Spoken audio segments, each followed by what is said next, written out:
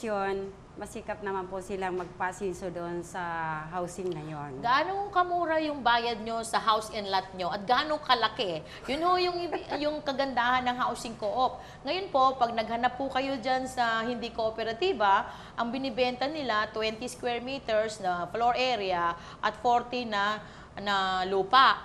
Sa housing co-op po na sinimula ni Manager Galera, ilan ho yung kalawak ang mga lupain dyan? At magkano po yung binayad nyo bago kayo nakapag-title?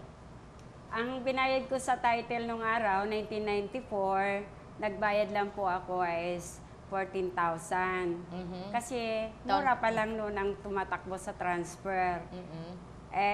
Magkano lang po ang monthly ko doon? Magkano po 2,043. May bahay na po. Opa. Gano'n po kalaki? 66 ang bahay ko, 66 ang lupa ko, 22 ang bahay. At balita ko, napalawak nyo na yung 22 nyo. At may plano kayong mag-second floor. Tapusin ko muna sa pag-ibig. Okay.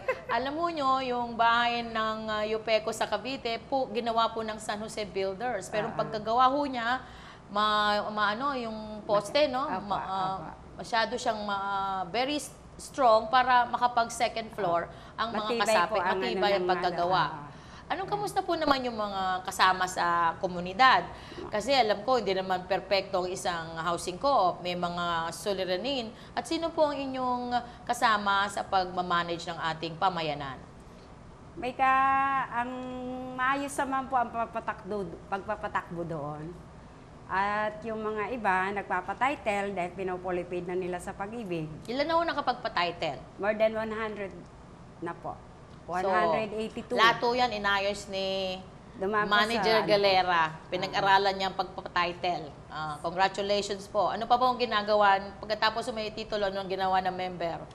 Ang mga member po, hinahabol na po na nila yung mapolipid na nila para makuha na nila po yung titulo nila. At ang alam ko, madalas po kayo nagmi-meeting sa clubhouse para magplano kung ano pang ikakaganda ng sa komunidad. Ngayon, nagpaplano po ang homeowners doon na magkaroon kami ng Christmas party sa 27.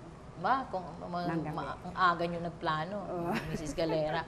Kamusta ho naman yung ibang mga matigas ulo na ayaw sumama sa asosasyon o walang disiplina? Kinakausap ho ba nyo ng maayos? Kinakausap namin maayos. Kung hindi sila maayos na magkaanuhan, di magharap-harapan na lang kami sa maayos na paraan. Sa ano? Sa barangay po.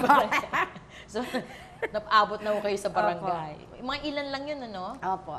So, Manager, sa inyong tingin, ang kabataan, ang mga anak nyo, alam ko, kahit kumukuha ng engineering, architect, katuwang nyo sa pagpipintura ng clubhouse, anong naging epekto sa mga anak nyo sa pagiging isang pamilya na nakatira sa isang kooperatiba? Ano ang impact sa kanila? Anong impluensya? Ang kasi nila, tingin kasi nila sa pagtira nila doon, tulungan.